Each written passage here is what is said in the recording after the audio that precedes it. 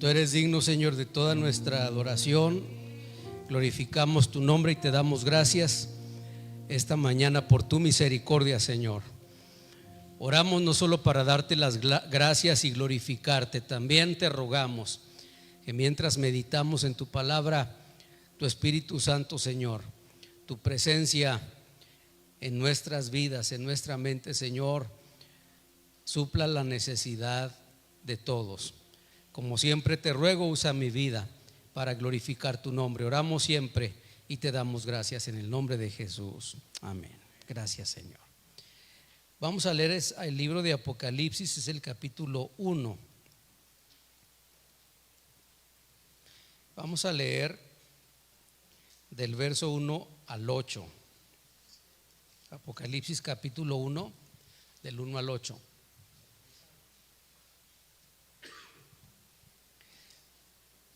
Mientras que lo buscamos aquí, algunos otros en casa lo pueden encontrar. Cuánto le agradecemos al Señor esta oportunidad y bendición de reunirnos para estar juntos, adorar al Señor, ¿verdad? Y bendecir su nombre. Siempre digo eso porque es cierto. Durante el tiempo que yo he servido al Señor y como pastor, pues ya son algunos años. Son muchas las veces que he sido sorprendido al saber que parte de esos hermanos con los que adoramos juntos y suponíamos seguirlo haciendo, de pronto, por tantas circunstancias, no podemos volvernos a ver. Estos días que estuvimos fuera, recibí una llamada de uno de nuestros hermanas allá de la otra iglesia en Juárez, del Triunfo de la Cruz. Eran las 6 de la mañana aquí y estaba llorando y solo me dijo, acaba de fallecer mi esposo, un hombre joven. Y pues ¿qué pasó? Pues salió al trabajo aquí en la casa. Y aquí en la banqueta de la casa alguien se acercó, lo asaltó y le hicieron daño y entonces perdió la vida, ahí afuera de su casa, yendo al trabajo. El día que salimos de viaje, ese día apenas estábamos abordando el vuelo y él me escribió un texto. Hablamos de varias cosas y una de las cosas que se quedó escrito ahí fue: hoy domingo teníamos una cita, él y yo, para platicar de algunas situaciones y de planes que teníamos. Habíamos hablado de comenzar a plantar otra iglesia en el área donde ahora están haciendo su casa. Habíamos hablado de tanta cosa. Ese era nuestro plan para este domingo, ahorita a las 3 de la tarde. Pero ya no se pudo. El jueves o el miércoles en la mañana, él perdió la vida. Y cuando alguien se enferma, cuando está en riesgo, cuando pues ya uno más o menos hace planes, ¿verdad? Dice, pues no falta mucho tal vez y ya sabe, pero cuando uno se ve tan bien, sin ninguna complicación y ama al Señor y está haciendo planes para plantar una iglesia en su casa y demás, uno no espera que la vida se acabe de esa manera tan trágica.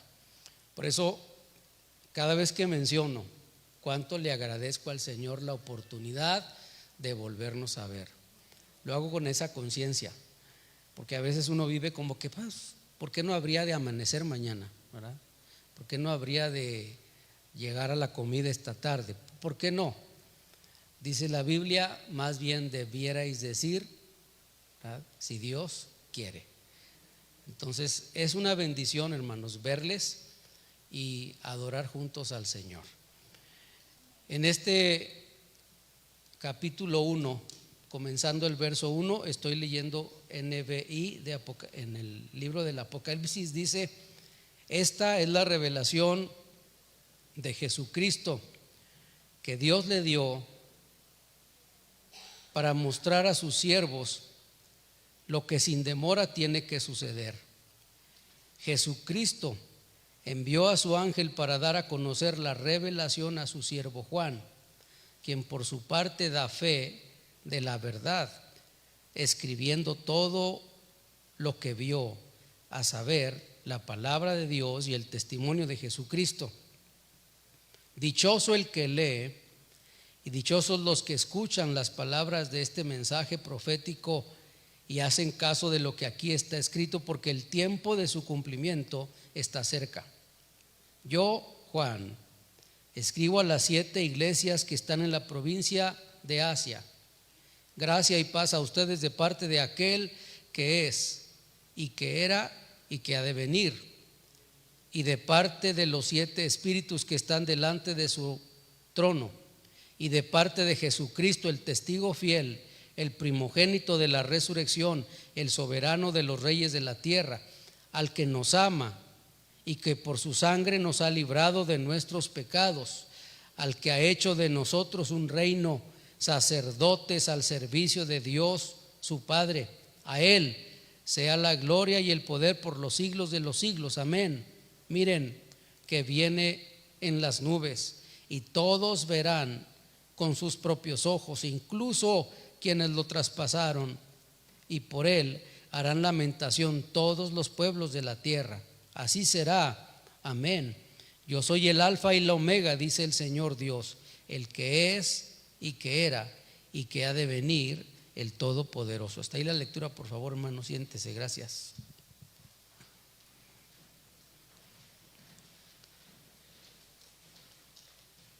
Apocalipsis es un libro que ofrece tal vez muchas complicaciones para su comprensión.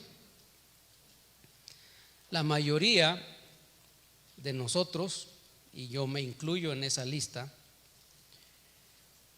preferimos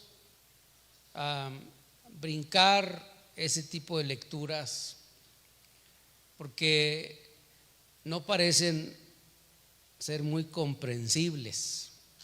De hecho, es complicado en algunos textos. Luego, cuando se trata de la concepción que nosotros tenemos según nuestra denominación, porque algunos creen en que existe o que va a suceder el arrebatamiento de la iglesia descrito por el apóstol Pablo, y hay quien toma Apocalipsis y dice este es el periodo del arrebatamiento. Pero hay otros que dicen no hay tal cosa como arrebatamiento. El Apocalipsis habla de la grande tribulación, y hay quienes dicen la iglesia pasa por la gran tribulación. Hay otros que dicen no, la iglesia no pasa por grande tribulación, y hay otros que dicen no, ni siquiera va a haber grande tribulación. Y así otros, además de esas complicaciones denominacionales y teológicas, enfrentan una complicación psicológica, porque lo que Apocalipsis presenta en algunos textos es algo aterrador. Incluso si se trata de algún evento, de alguna descripción, de alguna película, de algo que describa algo aterrador, se utiliza el término apocalíptico. Eso es algo del Apocalipsis, ¿no? Cosas por el estilo. Apocalipsis también se ha usado por alguno que otro como un fantasma que espanta a la gente, como una máscara horrenda que solo sirve para hacer temblar al que la ve. Apocalipsis no es un libro escrito para infundir temor en la gente. No es ese el propósito que al inicio se describe en la lectura que tenemos. No es un libro para hacer imágenes en Facebook o cualquier otra red social donde se advierta de, ¿qué diremos? A los inconversos, a la gente que no conoce al Señor, a personas que no pertenecen a una iglesia o no tienen una experiencia de fe. Apocalipsis no es un libro para asustar gente. Apocalipsis no es un libro para infundir temor en los creyentes tampoco. Apocalipsis no es un libro para tener pesadillas después de su lectura. El autor, aquí ahora Juan, el apóstol, nos da en estos primeros 8 versos, de hecho yo diría que todo el capítulo 1, pero solo voy a usar estos 8 primeros versos para tratar de describir los propósitos por los cuales se escribe este libro. La literatura apocalíptica tiene muchas características. Una de esas es que siempre va a presentar una lucha entre el bien y el mal, y no es un pensamiento dualista, no se trata de a ver quién gana.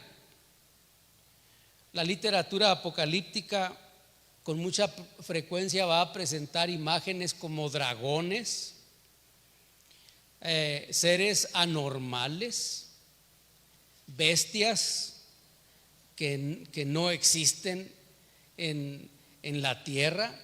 Apocalipsis o la literatura, no solamente este libro, pero cualquier otra literatura, porque hay bastante literatura apocalíptica que no está en el texto bíblico, siempre va a incluir este tipo de descripciones. Esa es su característica.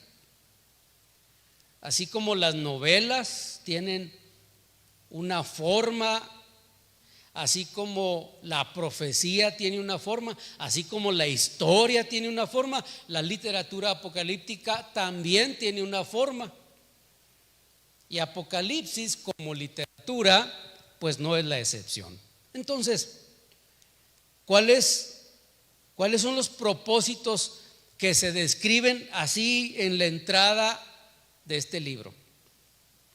Lo primero que descubrimos es que el propósito es mostrar las cosas que le pertenecen al Señor. Eso es lo primero. Mostrar lo que le pertenece a Dios, no a nosotros, no a otro Dios. En los días en los que Juan escribió este libro, el pensamiento griego, la literatura de esa época, ya se había desarrollado cerca de 800 años antes de Juan. De hecho, hay escritos que hablan de dioses de muchos más que 800 años antes de Cristo. Los griegos ya tenían una definición, ya tenían leyendas, ya tenían una mitología en este periodo bien definida de todo lo que para ellos eran los dioses. Ahora se han hecho películas de todos esos dioses. Ahora se han hecho libros, novelas, narrativas, y usted puede visitar muchos de los lugares donde estuvieron los enormes, inmensos templos a estos dioses paganos, y puede ver las descripciones de todos estos dioses y las convicciones que existían en esos días. Y Juan tiene aquí como propósito enseñarnos a nosotros lo que solo le pertenece solamente a este Dios, a nuestro Dios. Y algunas de las cosas que describe, porque obviamente no son todas, dice el texto comenzando en el verso 1, que a él le pertenece, por ejemplo, esta revelación. Dice Apocalipsis en el inicio, esta es la revelación de Jesucristo. ¿Sí? Es una de las cosas que describe el texto que solo le pertenecen a él. Esta no es la revelación de una deidad ajena. Esta no es la revelación de un hombre de posiblemente 90 años de edad. En la mayoría de los escritos se piensa que esa sería su edad, 90, poco más de 90 años de edad, el último de los apóstoles. Esta no es la revelación o la historia de un pueblo pagano convertido en una historia cristiana como muchos pretenden. Esta es la revelación que le pertenece a nuestro Señor y Salvador Jesucristo. Es la revelación de Él, es suya, ¿verdad? No le pertenece a nadie más. Dice que otra de las cosas que le pertenece son sus siervos. Esta es la revelación de Jesucristo que le da a sus siervos.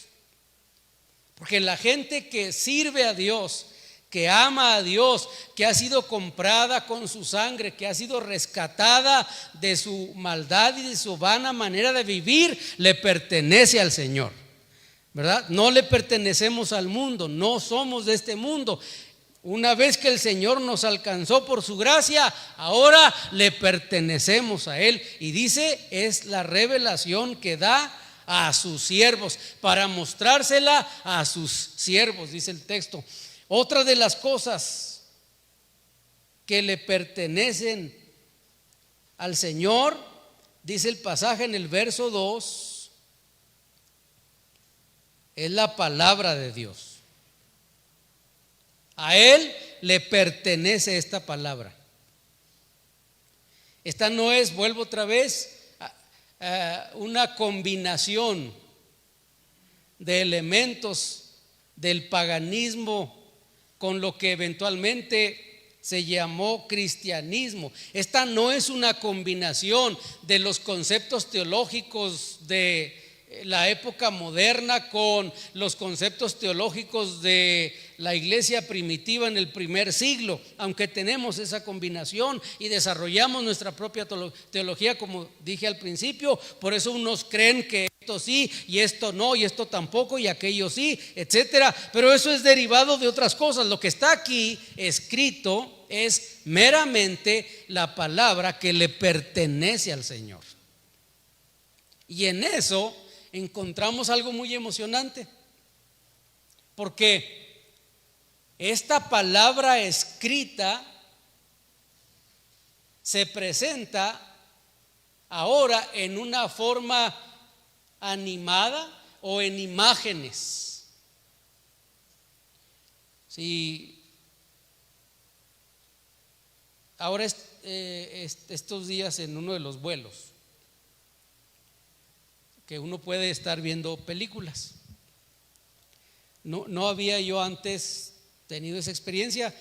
Había visto, pero nunca lo había tratado, nunca me interesó. Pues apenas esta vez aparece ahí una instrucción o una, ¿cómo se dirá? Un renglón. Uno puede poner la película y empezar a verla, pero le da una sugerencia que si quiere, además de ver la película, quiere que la película le sea narrada. Y a mí se me hacía como, pues ¿para qué? Estoy oyendo la voz de los personajes y los ruidos que se hacen y estoy viendo la película. ¿Para qué quiero la narrativa? Entonces esta vez puse ahí que me la narrara. Y me gustó, nunca lo había visto o hecho así, ¿verdad? Porque hay esas escenas, voy a inventar algo, ¿verdad? Donde el malo avienta al bueno contra la pared y le da un golpe en la cara y luego sale corriendo y lo levanta y le da una patada. Bueno, eso es mucha violencia, ¿verdad? No sé por qué dije eso, pero es violencia, pues es que como eso es común, es lo que estaba pensando. Entonces, mientras uno está viendo eso y oye los ruidos de los golpes y la música, hay una voz del narrador que está diciendo: entonces el hombre malo agarró al hombre bueno y lo aventó contra la pared, y cuando éste se golpeó, se cayó al piso y se quebró una pierna, y el hombre malo salió corriendo y comenzó a golpearle una vez más. Y mientras está narrando, está viendo la escena y está oyendo la música, y no sé si me explico, es una combinación de elementos. Y Apocalipsis, cuando dice aquí Juan, esta es la palabra del Señor, es ese tipo de combinación de cosas. Es Juan narrando lo que estaba viendo y oyendo, porque dice Juan: y una voz me habló, y cuando lo oí caí como muerto. Y luego la voz, y entonces de esa voz salió alguien, y era él, y me habló y puso su mano sobre mí y me dijo: levántate, no tengas ningún temor. Y entonces yo oí, y entonces yo vi, y entonces me preguntó, y entonces le contesté, y entonces volví a ver. Y así es una especie de narrativa. Así está Juan contando algo y al mismo tiempo está presentando la película, las imágenes de lo que está viendo, y luego la narrativa entre Dios, el ángel, los pastores, la iglesia, los eventos, toda esa combinación de elementos, todo eso está aquí, y eso hace más interesante el libro. Y Juan dice: esta es la palabra de Dios. Ese es otro de los elementos que en este libro le pertenece al Señor, ¿sí? Y otra de las cosas que Juan presenta, dice: y este es el testimonio de Jesucristo. Entonces, puedo seguirle, el tiempo se me está yendo a prisa. Puedo seguir, pero mucho de lo que está ahí sigue hablando. Esto es lo que le pertenece al Señor. Y el primer propósito que yo encuentro aquí, para que tengamos este libro ahora al alcance nuestro, para la lectura, para cobrar interés en él, es entender eso. Este no tiene el propósito de asustar a nadie. No es para que usted tenga pesadillas, no es para que viva temblando, no es para que se asuste, no es para que tenga una complicación teológica, si creo, si no creo, si es cierto y quién tiene la razón. No es para que tengamos una discusión en las denominaciones. Este libro, en primer lugar, tiene el propósito de mostrar las cosas que le pertenecen al Señor, nada más que a Él, ¿sí? Y la segunda cosa, o el segundo propósito que tiene este libro, es glorificar a Dios. Dice a partir del verso 4: escribo a las 7 iglesias que están en la provincia de Asia, gracia y paz a ustedes de parte de aquel que es, que era y que ha de venir. En el tiempo, o en la descripción del tiempo, debiera decir del que era primero, ¿verdad? Y del que es y del que ha de venir. Ese sería el orden: el pasado, el presente y el futuro.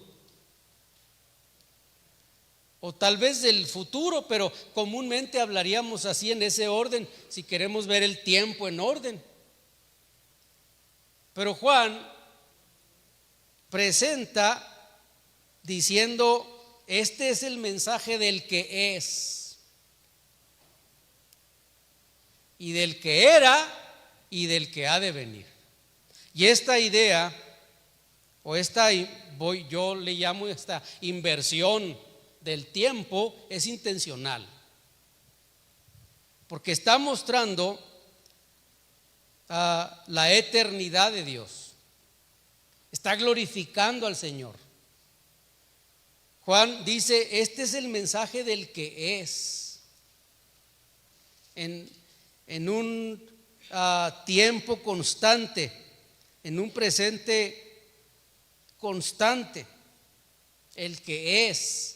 Todos los días, hace 2000 años, este libro se sigue leyendo, este libro se sigue discutiendo, este libro se sigue presentando, este libro sigue formando parte del canon bíblico, y cada vez que alguien lo lee, sigue leyendo lo mismo. Esta es la revelación del que es.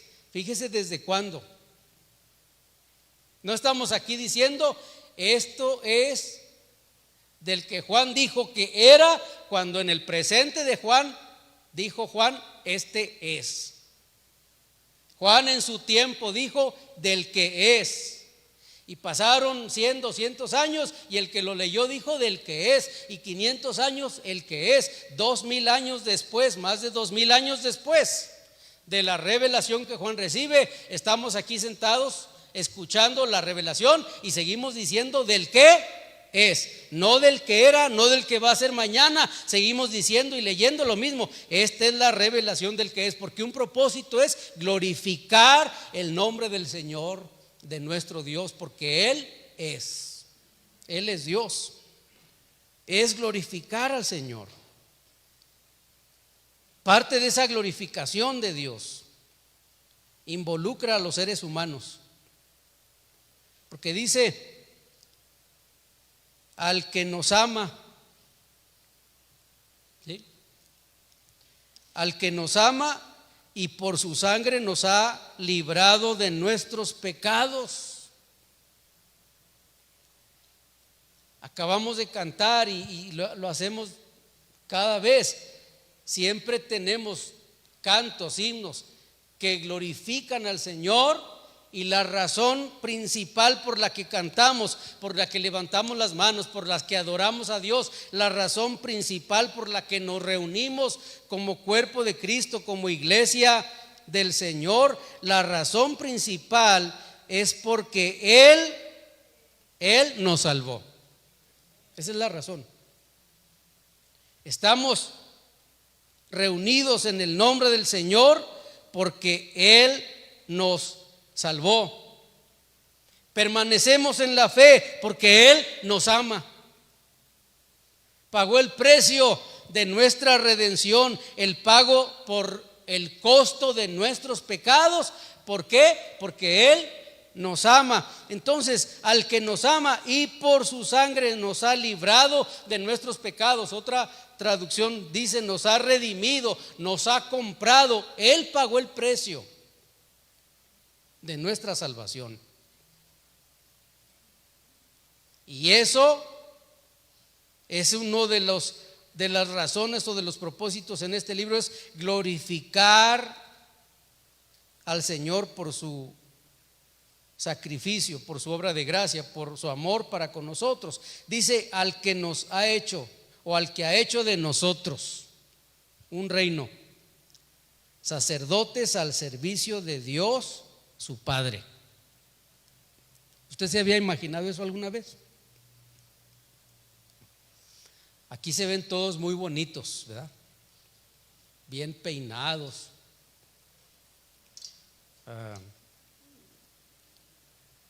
con perfume, ropa bonita, se arreglaron para venir al templo, y para el trabajo y para la casa, ¿verdad? Se ven todos bien guapos, ¿verdad?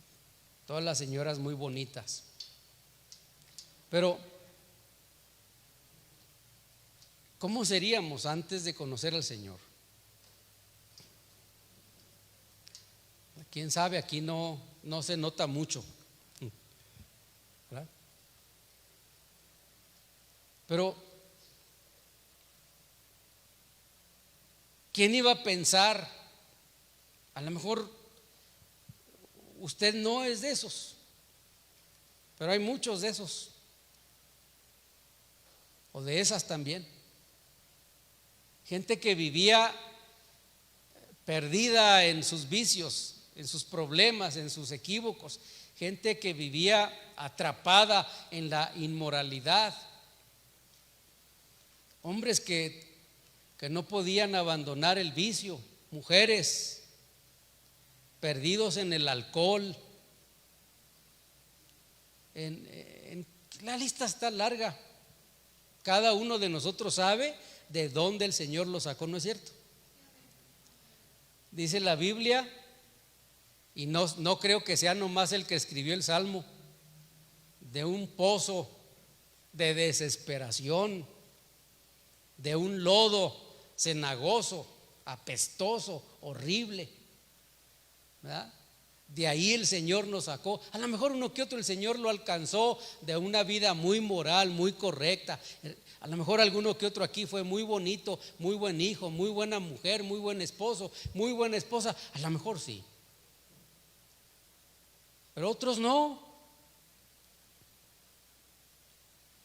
Y Juan escribe este libro con el propósito de glorificar al Señor que ha hecho con nosotros. Y dice el autor, dice: a Él, al que nos lavó con su sangre, al que nos libró de nuestros pecados, al que ha hecho de nosotros un reino de sacerdotes al servicio de Dios su Padre. Todo eso somos nosotros, hermano, por la obra del Señor. Qué maravilloso es el nombre del Señor. A Él, dice, sea la gloria y el poder por los siglos de los siglos. Y luego incluye otra vez, dice amén. Con cierta emoción creo que Juan describe todas esas cosas. Pero un tercer propósito es advertirnos. Dice el versículo 7, miren, que viene en las nubes y todos lo verán con sus propios ojos, incluso quienes lo traspasaron, y por él harán lamentación todos los pueblos de la tierra. ¿No? Este tercer propósito es pues advertirnos que el Señor va a volver. ¿Sí? Lo siguiente en el capítulo 2, Juan le habla a las 7 iglesias. Así comienza el libro, ¿sí? Hablándole a las iglesias, a los pastores y a la iglesia. Porque dice el texto que hay 7 candelabros y él tiene 7 estrellas. Y dice que los 7 candelabros son las 7 iglesias y las 7 estrellas son los pastores de esas iglesias. Pues son las 7 iglesias de Asia. Y cuando el libro de Apocalipsis se acaba, en el último capítulo, dice el libro, casi al final, dice: este es el mensaje a las iglesias. Entonces todo ese libro, que para algunos puede ser un gran enredo, es para la iglesia. Y el Señor nos advierte. Yo vengo muy impresionado de ver cómo esas advertencias para esas iglesias en Asia, en todas, en las 7, cuando el Señor se dirige a cada iglesia de esas 7, lo hace usando su persona. Cuando Juan ve la visión, dice que en medio de los 7 candelabros que son las 7 iglesias, hay uno semejante al Hijo del Hombre. El Hijo del Hombre, en el contexto, en el pensamiento judío, era Dios, era una revelación de Dios, así se le llamaba, el Hijo del Hombre. Y Juan dice, en medio o entre los 7 candelabros, entre las 7 iglesias, se paseaba el Hijo del Hombre, que no es otro más que Cristo. Y dice, estaba vestido con una túnica, su cabellera era blanca, sus ojos eran como llama de fuego, sus pies eran como bronce al rojo vivo, su voz era como un estruendo de muchas aguas o de una gran catarata. En su mano tenía 7 estrellas, de su boca salía una espada de 2 filos, su rostro brillaba como el sol en su máxima expresión. Y me habló y dijo, yo soy el primero y el último, el que vive, el que tiene las llaves de la muerte y del infierno. Y todas esas características del que le habló, ese que le habló, las usa para hablarle a cada iglesia. Usa su persona, usa su revelación, y así le habla a la iglesia. Y todo lo que hace a lo largo de esa descripción, de esa revelación, es advertir. Las 7 veces advierte. Toda la revelación, todo Apocalipsis es advertir. No se asuste, no se confunda. Si hay bestias con 10 cuernos o se trata de una imaginación y lo que sea, el punto aquí es, esta es la advertencia del Señor. Y si nada de Apocalipsis llego a entender, no importa tanto, mientras que no ignore la advertencia número 1. Todas esas imágenes, todas esas ideas, toda esa revelación que se lee en el libro del Apocalipsis tiene el propósito de advertir una cosa nada más, y es que Él va a volver. Eso es todo.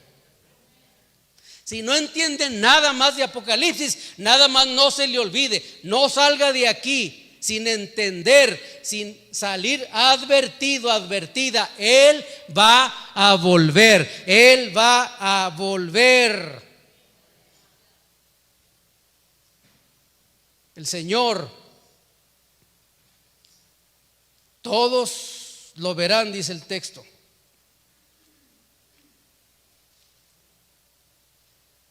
El verso 8 que leímos, yo soy el alfa y el omega, es Jesús hablando, dice el Señor, el que es, el que era y el que ha de venir. Y repetidas veces dice el que ha de venir, el que ha de venir, el que ha de venir. Ese es nuestro Dios. Entonces, estos son los propósitos por los cuales tenemos este libro. Eventualmente vamos a tener la oportunidad de ir descubriendo estos mensajes. Algunos se identificarán con nosotros, otros no. Pero el propósito es advertir que Él va a volver. El capítulo 22 de Apocalipsis, verso 12, dice: miren que vengo pronto,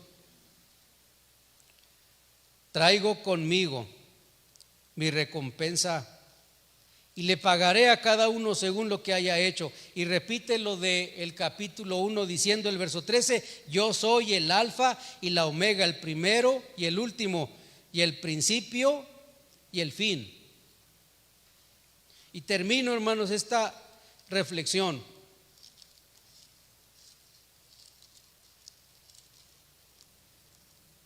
El Señor quiere que a través de estos propósitos, de esta advertencia, nosotros regulemos nuestra conducta. Regular la conducta. Dije al principio de esta plática, no es asustar a nadie, no es que tenga pesadillas, no es que viva temblando con todo lo que oye o cree. Mire lo que el texto dice. Dichosos, capítulo 1, verso 3. Mire usted, porque usted y yo no debemos vivir temblando, temerosos. Ese no es el propósito de Dios. Dice el texto 1:3 de Apocalipsis, dichosos, que quiere decir inmensamente felices, muy felices, 20 veces felices, las que sean. Dichosos los que leen. ¿Sí? ¿Usted lo puede leer? ¿Verdad? ¿Lo ha leído algo? ¿Qué ha sentido? ¿Mejor le cierra?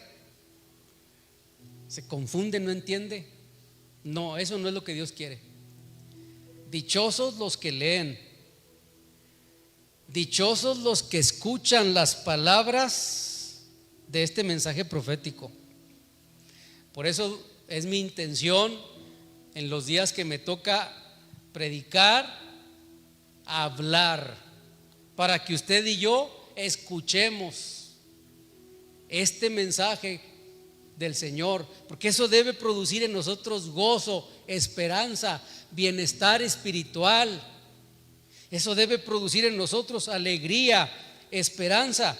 Dice, dichosos pues los que escuchan las palabras de este mensaje profético. Y luego mire usted, dice, y hacen caso de lo que aquí está escrito.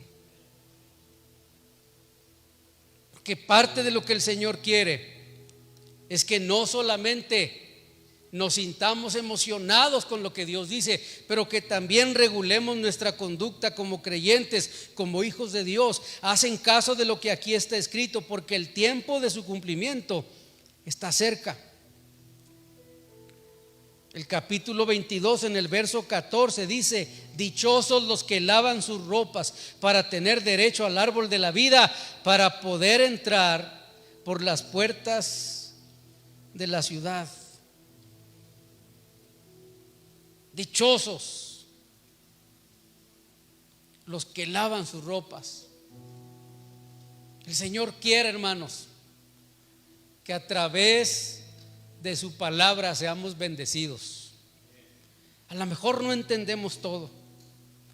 Es probable, o más bien dicho, es seguro. No podemos cambiar el curso de la historia.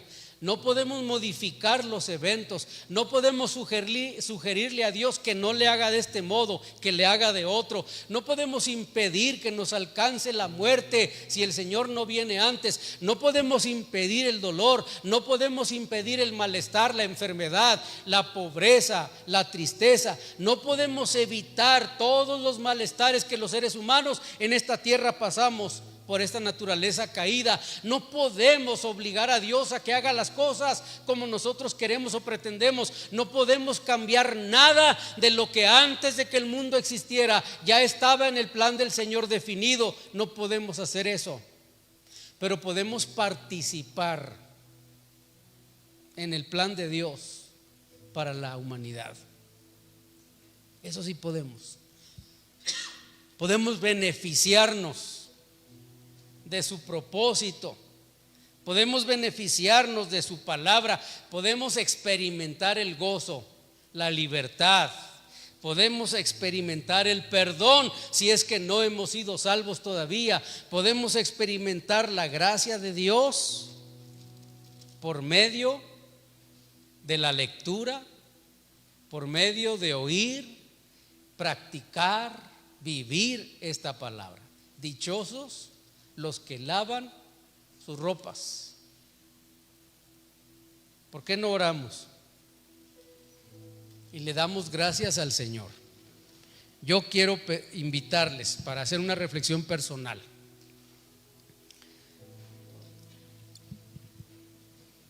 Y pensar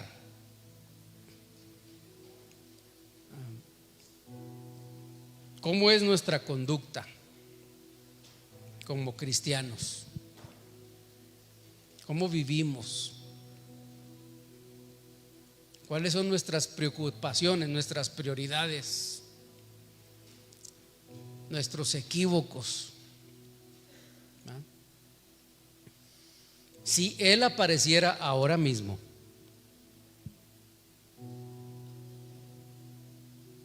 ¿cuál sería nuestra experiencia?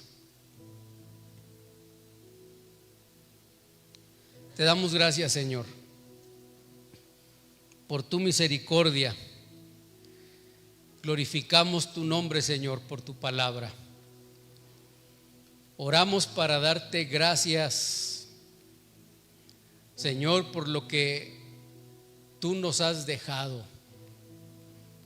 Esto no es para la comprensión de alguien que no te conoce. Esto es, Señor, para el beneficio nuestro. Esta tarde te rogamos que nos ayudes, que glorifique, Señor, tu nombre entre nosotros. Señor, que podamos nosotros experimentar la dicha, que podamos experimentar, Señor, el gozo de tener a nuestro alcance, Señor, esta revelación. Bendice a mis hermanos, Señor, en este momento. Glorifica tu nombre, Señor, entre nosotros. Tal vez hay alguien aquí que no conoce al Señor en el perdón de sus pecados, para quien este escrito, este libro no tiene mucho sentido y parece hasta aterrorizante. No tiene por qué ser así. El propósito de Dios es que usted y yo seamos bendecidos por Él, felices. Es que podamos juntos glorificar al Señor. Si es que hay alguien que no conoce al Señor aquí, o alguien que está viendo esta transmisión, este es un buen tiempo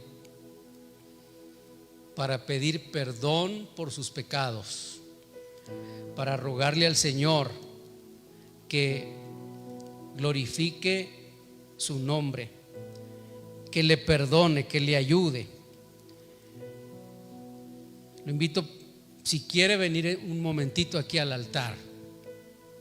Si usted ya conoce al Señor, ya es salvo, ya es salva, y quiere venir un ratito aquí para glorificar al Señor, porque esta reunión es para eso.